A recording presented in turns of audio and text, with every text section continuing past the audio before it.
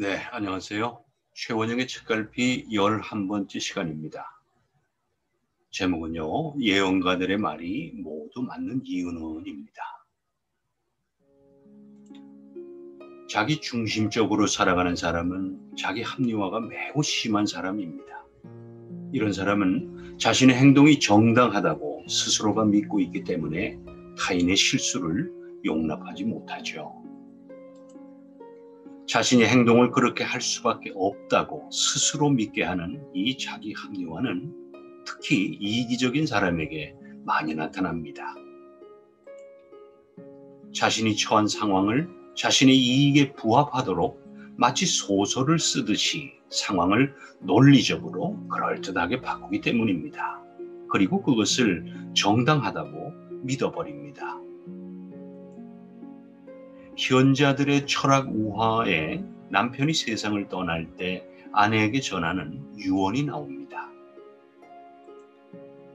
부인, 당신과 함께한 세월은 참으로 행복했소. 내가 떠나고 없어도 잘 살기를 바라오. 여보, 그래서 말인데 혹시 누구에게 돈 구워준 일은 없어요? 있지. 토미에게 10만 루피. 라마르틴에게는 20만 루피, 그리고 남편이 어렵게 말을 이어나가는 동안 마을 사람들이 들어오자 아내가 말했다. 아니, 당신 어쩜 마지막 순간까지 그걸 다 기억을 하세요? 그때 남편이 이렇게 말했다. 참, 알프레드에게는 50만 루피를 내가 구웠소. 아내는 당황하며 말했다. 이제는 이 양반이 의식이 없어서 헛소리를 다 하시네. 재밌는 우화죠? 그러나 웃어넘기기에는 내용이 그리 가볍지만은 않습니다. 이렇게 나의 이익을 위해서는 사실까지도 왜곡할 수 있다는 것이 놀랍습니다. 그리고 나는 저런 상황에서 과연 어떻게 행동할까라고 자문하게 됩니다. 이제는 경계해야 합니다. 나의 행위를 나 스스로가 포장하는 것은 아닌지를요. 절망적인 상황에서 벗어나기 위한 건강한 자기 합리화는 희망과 용기를 주기도 하지만 상대방에게 상처를 주면서까지 자기 행동을 정당화시키는 태도만큼은 경계해야 합니다. 자기 합리화가 때로는 왜곡된 믿음을 갖게 하는 이유를 스마트한 생각들이란 책에서 알 수 있었습니다. 난처한 상황에 빠진 CEO가 있다. 매출은 바닥이고 판매원들은 의욕을 잃었다. 마케팅 활동은 헛수고였다. 그래서 일당 500만 원이나 하는 컨설턴트를 고용했다. 그는 회사를 분석하더니 보고서를 제출했다. 회사의 판매 부서는 비전을 갖고 있지 않다. 회사 상표는 시장에서 확실한 자리매김을 하지 못했다.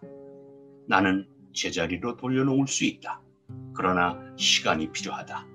매출은 향상되기 전에 한 번 더 하락할 것이다. 그래서 그를 고용했다. 1년 후 매출은 실제로 하락했다. 2년째도 그랬다. 매번 그는 회사의 모든 상황이 자신의 예언과 정확히 일치하고 있다고 강조했다. 3년이 지나도 여전했다. 회사는 마침내 그를 해고했다. 매출은 향상되기 전에 한 번 더 하락할 것이다 라는 컨설턴트의 말이 그럴듯하게 들리시죠? 그것을 저자는 더 좋아지기 전에 더 나빠지는 함정이라고 부릅니다. 저자는 이렇게 말합니다. 예언가들은 힘든 고비를 넘기면 좋아질 거라 말한다. 지금보다 나빠지면 아직 고비를 넘기지 못한 것이고 더 좋아지면 자신의 능력이 입증된 것이니 이렇게 되든 저렇게 되든 그는 항상 옳다. 그러니까 어떤 상태가 되어도 예언가들의 말은 항상 참이 되는 셈입니다. 그런데 사실은 꼭 그렇지만은 않습니다. 저자의 충고를 조금 더 들어보겠습니다. 누군가가 더 좋아지기 전에 더 나빠질 것이다 라고 말하면 의심을 해봐라.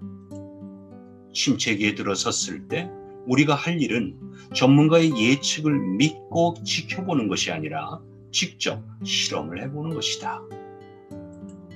어떤 조치를 내리고 그에 따른 효과의 유무를 판단하는 것은 침체기에 오히려 자유롭게 시도할 수 있다. 반등할 수 있는 지점에 이정표를 세워라. 네, 오늘 저희들은 두 가지 사례를 통해서 우리가 우리의 행위를 어떻게 사실과 달리 해석하고 판단하는지에 대해서 알아보았습니다.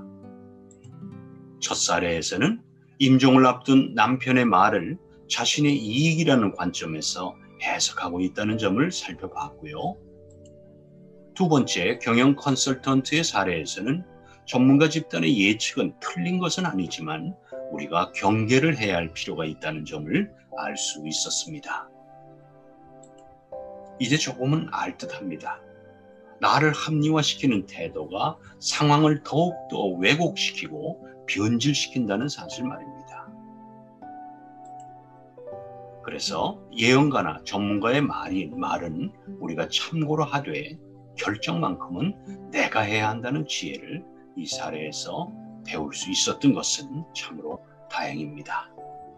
오늘 우리는 최원영의 책갈피 제11화 예언가들의 말이 모두 맞는 이유는이란 주제로 여러분과 함께 생각을 나눠봤는데요.